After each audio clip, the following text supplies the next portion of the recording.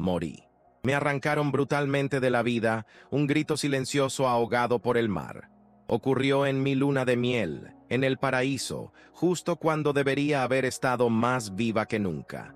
7 minutos sin pulso, 7 minutos en los que mi existencia se desvaneció en un escenario idílico de arena blanca y aguas turquesas, mientras el sol, indiferente, teñía el cielo de un naranja vibrante. Es extraño pensar que mi muerte ocurrió en uno de los lugares más hermosos del planeta. Y más extraño aún es saber que no fue mi fin, sino mi verdadero comienzo. Vi lo que hay al otro lado. Vi el amor de una manera que nadie en la tierra me ha explicado jamás. Me llamo Diego, tengo 28 años y soy de Coyoacán, Ciudad de México.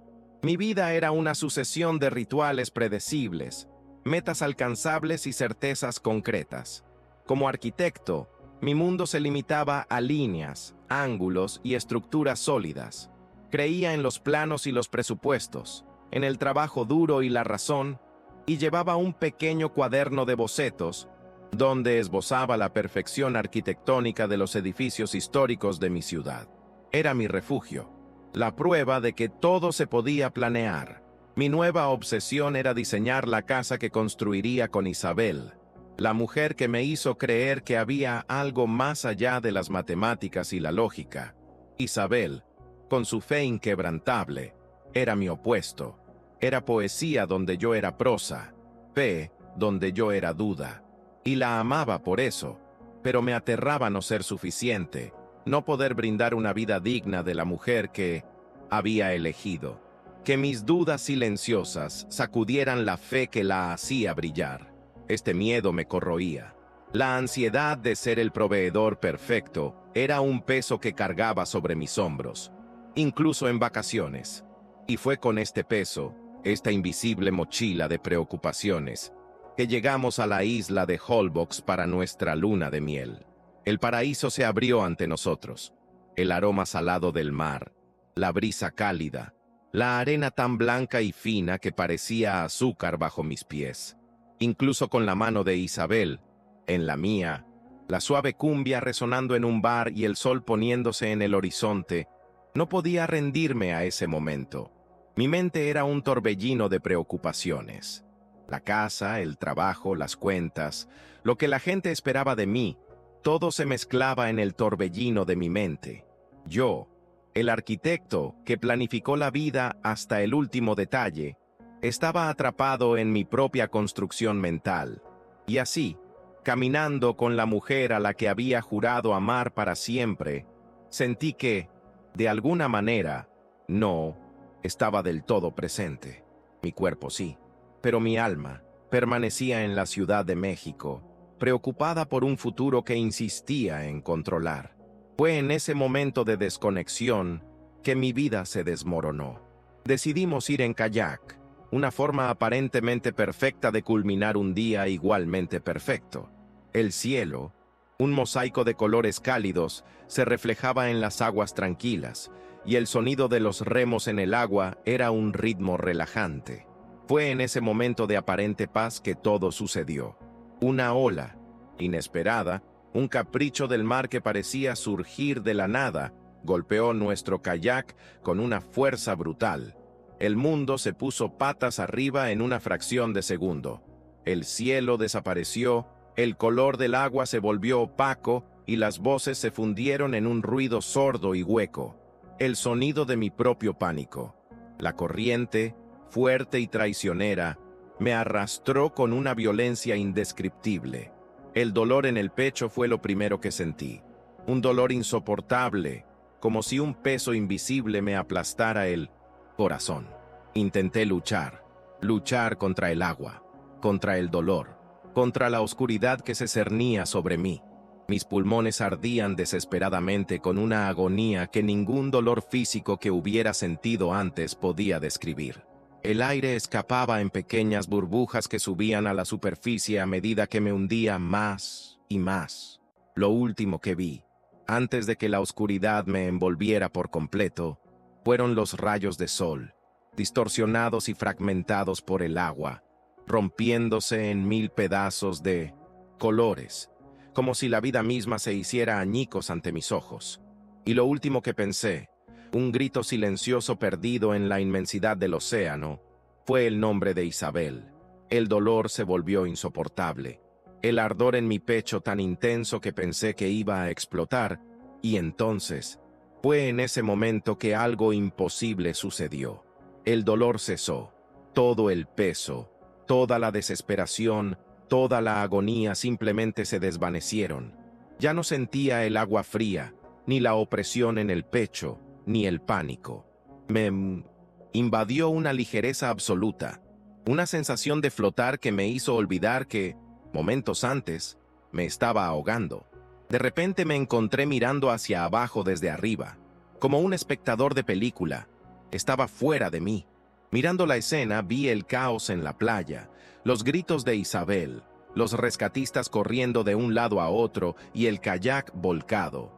Pero lo que más me impactó fue ver mi propio cuerpo, a pocos metros de donde Isabel yacía, inerte, arrastrado por la corriente. El contraste era surrealista. El caos, los gritos desesperados y la agonía del rescate, frente a la paz total, la claridad, la calma que me envolvió en ese momento. Era la primera vez en mucho tiempo que no sentía ansiedad ni miedo, solo una claridad que me decía que mi cuerpo estaba ahí abajo, pero yo estaba aquí, y todo estaba bien. Y fue en ese momento, al contemplar mi propia mortalidad, que me di cuenta de que me había pasado la vida preocupándome por construir la casa perfecta, la vida perfecta, pero había olvidado sentar las bases. Había olvidado prestar atención a lo que realmente importaba.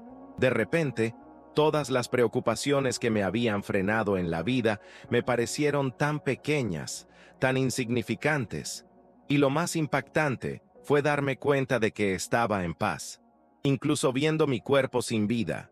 Fue una sensación que me hizo desear que la gente pudiera experimentar esa paz, esa claridad, y en cierto modo, siento que esa es mi misión ahora. La ligereza que sentí fue embriagadora. No quería volver atrás. ¿Para qué volver al mundo de la ansiedad y el miedo cuando existía esta paz? Me sentí libre como nunca antes. Libre del peso de las expectativas, de la necesidad de demostrar mi valía, de la búsqueda incesante de la perfección. Fue un alivio tan grande que solo quería permanecer en ese momento, dejar que la claridad me envolviera por completo, sentir esa paz profunda, que era un bálsamo para el alma. Entonces, una luz comenzó a formarse. No era una luz cegadora ni deslumbrante, sino cálida, suave y acogedora. Era una luz que no provenía de una fuente externa, sino que parecía emanar de todo, de mí, del aire que ya no respiraba, del mar que me había atraído. Dentro de esa luz, una figura se reveló. No tenía rostro humano, no tenía rasgos, pero su presencia era más real y sólida que la de cualquier otra que hubiera conocido. Y lo que sentí, en su mirada, fue lo más poderoso que jamás había experimentado. La mirada de esa figura de luz me penetró el alma. No era un juicio, sino un amor incondicional. Una aceptación total de quién era, con todos mis defectos, miedos y ansiedades. Era un amor que me hacía sentir conocido a un nivel tan profundo que las palabras no pueden describirlo. No necesitaba palabras para entender. La voz resonaba en mi mente, no en mi oído, y era la voz más serena y tranquila que jamás había escuchado. No es tu hora, hijo, pero hay algo que necesitas ver antes de que regreses. Las emociones que me invadieron fueron una paz profunda y una sensación de ser amado de una manera que nunca había experimentado en mi vida. La voz era serena, pero lo que me mostró fue un espejo del egoísmo moderno, de cómo nos olvidamos los unos de los otros. La primera escena que se desplegó ante mí no fue un lugar lejano, sino un hogar familiar. Una familia mexicana estaba sentada a una mesa, como la mía, pero en lugar de mirarse, cada uno miraba fijamente sus celulares, iluminados en sus rostros. Lo que me impactó no fue la escena en 1900, sí, sino el reflejo en cada pantalla. No era la imagen de la persona, sino una sombra, una figura oscura y solitaria. La voz resonó en mi alma. Se aman, pero se olvidan. Por cada 4 horas que pasan distraídos, pierden la oportunidad de una conexión real. Su unión se disuelve en el silencio. El primer secreto es la concentración. Centra tu atención en el amor, no en las distracciones. La segunda visión me llevó a una sala donde una pareja discutía. El sonido de sus voces era como heavy metal. Pero lo surrealista fue que, en lugar de palabras, se formaron cadenas que los ataron, atándolos a objetos del pasado. Un error, una ofensa, una vieja herida. Las cadenas se hacían más pesadas con cada palabra que intercambiaban. La voz me explicó: se perdonan, pero no olvidan. El 70% de los divorcios en México comienzan con pequeñas ofensas sin resolver que se convierten en una montaña. El segundo secreto es el perdón. La libertad de un matrimonio se construye sobre la capacidad de soltar las cadenas del pasado. Día tras día, sentí el peso de esas cadenas en mi propia alma, el dolor de la amargura, y era un dolor tan real como el dolor de ahogarse. El tercer cuadro era el que más se parecía a mi propia vida. Vi un hermoso altar de bodas, con una pareja sonriente jurando amor eterno. La escena era perfecta, los vestidos, la decoración, todo en su lugar, pero la base del altar no era de piedra, sino de arena, que se desprendía lentamente. A su alrededor, una multitud se reunió con cámaras y expectantes, murmurando sobre la belleza del vestido, la comida y la decoración. La voz me reveló: construyen su felicidad en la aprobación de los demás y en las cosas materiales. De cada 10 parejas que se casan por estatus, 8 se separan en menos de 5 años. El tercer secreto es la base. La verdadera unión no se construye sobre la arena de las expectativas sociales y las posesiones, sino sobre la roca de la fe y la confianza mutua. La visión fue un puñetazo en el estómago. Me vi reflejado en cada uno de esos cuadros. La distracción de mi cuaderno, las heridas no expresadas, la preocupación de ser el proveedor perfecto a ojos de los demás, el miedo que me impedía ser el hombre que Isabel necesitaba. Mi vida, que creía tan sólida, era una construcción de arena, a punto de derrumbarse con la primera ola. Y estaba tan ciego, tan preocupado por construir la casa perfecta, que no me di cuenta de que los cimientos se estaban derrumbando. Fue una revelación dolorosa, pero liberadora. Y lo que vi a continuación fue un contraste. Vi parejas que se miraban a los ojos, que oraban juntas, que se perdonaban, que reían y lloraban juntas. Vi la valentía de aceptar que el matrimonio no es un cuento de hadas, sino una obra fundacional, día tras día. La visión me mostró que la verdadera unión no es la ausencia de problemas, sino la fe para superarlos. Que el amor no es un sentimiento, sino una decisión. Una decisión de anteponer al otro a uno mismo, de centrarse en lo eterno y no en lo efímero. De repente, la visión se convirtió en una prueba.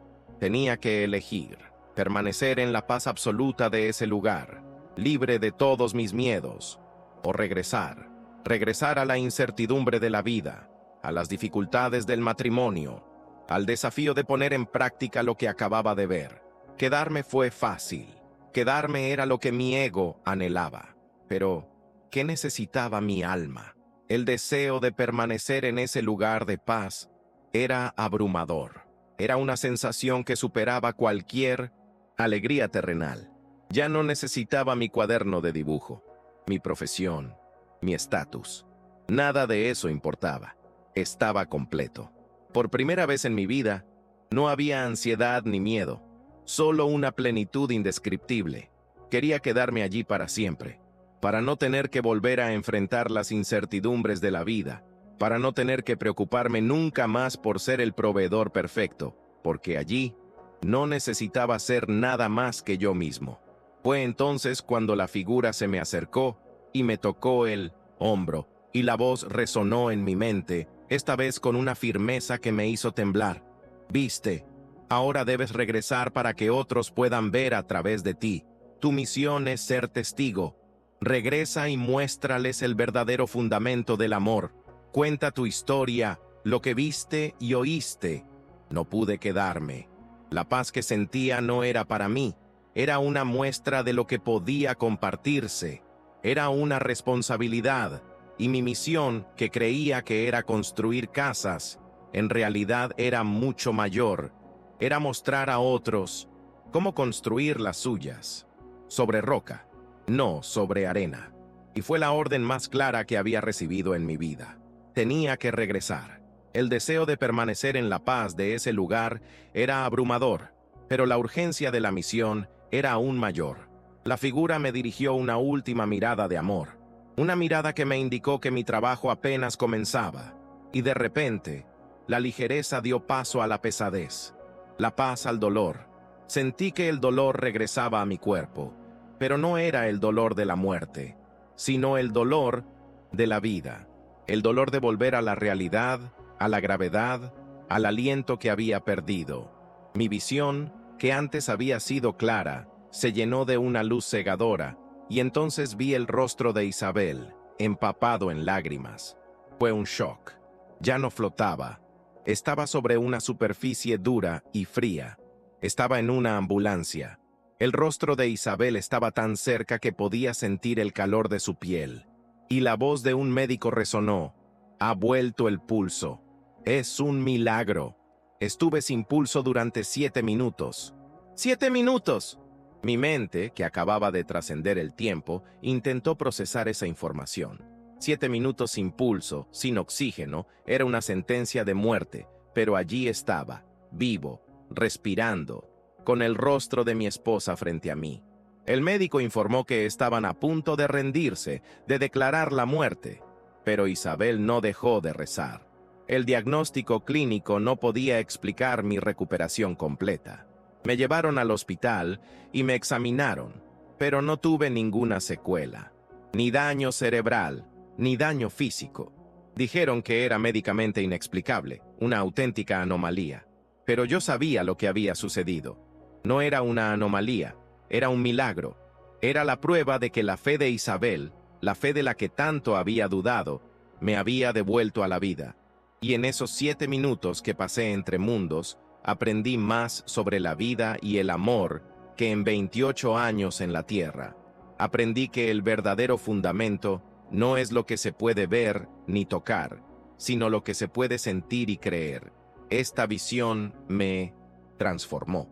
Por eso, de ahora en adelante, cada noche, Isabel y yo guardamos nuestros celulares en una caja para que nada nos robe tiempo.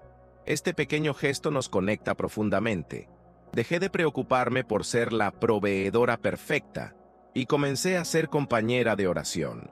Dejé de cargar con el peso del mundo sobre mis hombros y comencé a cargar con el peso de nuestras manos unidas. Ya no soy una arquitecta de estructuras, sino una constructora de hogares. Y si sientes que tu historia coincide con la mía, si sientes que el miedo y la ansiedad te impiden vivir de verdad, amar de verdad, te pido que me acompañes en este camino. Sigo compartiendo lo que aprendí en mi muerte, y tu suscripción me ayuda a seguir difundiendo la palabra de Dios. Si tienes una relación, haz esto. Antepone el amor a las distracciones, perdona de verdad sin ataduras y construye tu unión sobre la fe, no en las apariencias. Mi ansiedad por tener la vida perfecta me cegó a la vida que ya tenía, y casi la pierdo. No esperes tu propia muerte para apreciar lo que realmente importa. No esperes tu propia tragedia para comprender qué es el amor. La vida es un regalo. El amor es una decisión y el matrimonio es lo más importante que jamás construirás. Y si aún no tienes una relación, hazlo por ti mismo, para que puedas ser la persona que realmente sabe amar, para que puedas ser la roca sobre la que la otra persona pueda construir, no la arena que se le escapa entre los dedos. Tu vida es un templo, y tu alma es su cimiento. La verdadera unión no es la unión de dos cuerpos, sino la unión de dos almas unidas por la fe. Por lo tanto, no esperes la tragedia para tener un encuentro con Dios. Puedes tener un encuentro con Él hoy, en tu hogar, en tu corazón. Y si esta historia te conmovió, suscríbete y ayuda a difundirla. Este tipo de historias necesitan ser contadas, porque al final, el matrimonio no se trata de felicidad, sino de santidad. No se trata de lo que recibes, sino de lo que das. El amor verdadero solo puede florecer en un nivel de fe, en un nivel en el que estás dispuesto a renunciar al control, a liberarte de las ataduras del pasado y a concentrarte en lo que realmente importa, tu alma y la de la persona que amas. No se trata de encontrar a la persona indicada, sino de ser la persona indicada. Ama con el enfoque de Dios, perdona sin cadenas y construye tu casa sobre roca, no sobre arena.